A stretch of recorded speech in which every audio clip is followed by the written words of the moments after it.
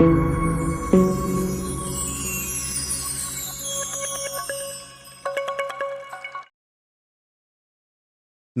दोस्तों, हमारे इस कहानी में आपका स्वागत है। मुझे उम्मीद है कि आप इस कहानी से आप कुछ जरूर सकारात्मक चीज सीखेंगे और आपको हमारे द्वारा बताई हुई कहानी अच्छी लगी हो तो कृपया आप नीचे दी गई लाल वाली घंटी को जरूर दबाकर चैनल को सब्सक्राइब करें। आज की कहानी हमारी सुंदर स्त्री भाग्य से मिलती है, मगर उसका सुख पाना आपके कर्मों पर निर्भर करता है।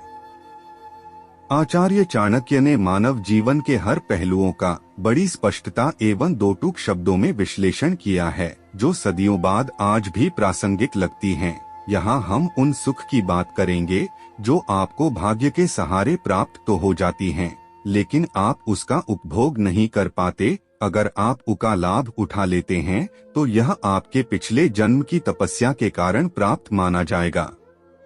चाणक्य नीति के एक अध्याय में उन्होंने जीवन में मिलने वाले 6 तरह के सुखों का वर्णन किया है। इनमें भोज्य पदार्थ, भोजन शक्ति, रति शक्ति, सुंदर स्त्री, वैभव तथा दान शक्ति, ये सारे सुख किसी तपस्या का फल नहीं होते। कहने का आशय स्वादिष्ट खाने पीने की वस्तुएं मिले, जीवन के अंत तक खाने पचने की शक्ति बनी रहे, सुंदर स्त्री से संभोग की इच्छा शक्ति बनी रहे, सुंदर स्त्री पत्नी बने, धन संपत्ति होने के साथ साथ दान देने की प्रवृत्ति भी हो, तो ये सारे सुख मिलने के पीछे भाग्य के साथ साथ पिछले जन्म के कर्मों के कारण ही संभव हो पाता है।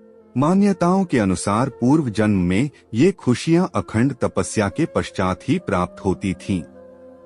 अक्सर देखने को मिलता है कि जिन लोगों के पास खाने की कोई कमी नहीं है, उनके पास उन्हें खाना खाकर पचाने का सामर्थ्य नहीं रहता। इसे दूसरे शब्दों में कह लें कि जिनके पास खाने के लिए भुने बादाम तो होते हैं, लेकिन उन्हें चबाने के लिए उनके पास दांत नहीं होते, और जिनके पास दांत हैं उनके पास बादाम नहीं होते। दांत और बादाम के सुख के पीछे आपके कर्मों की भी बड़ी भूमिका होती है। इसी तरह बहुत सारे लोगों के पास अपार धन दौलत और वैभव है, लेकिन उनमें उस धन दौलत को उपभोग करने और दान देने की प्रवृत्ति नहीं होती। लेकिन जिनके पास उस धन को भोगने और दान करने की प्रवृत्ति होती है, चाणक्य के अनुसार यह उनके पूर्व जन्म में किए तपस्या के कारण होता है। सुंदर स्त्री का संयोग बहुत सारे पुरुषों को प्राप्त होता है, लेकिन अक्सर देखा गया है कि उस सुंदर स्त्री के साथ संभोग करने का सुख उसे प्राप्त नहीं हो पाता। लेकिन अगर उसे उस स्त्री के साथ संभोग का सुख प्राप्त होता है तो निश्चित रूप से यह भी उसके पूर्व जन्म के फलों के कारण ही होता है।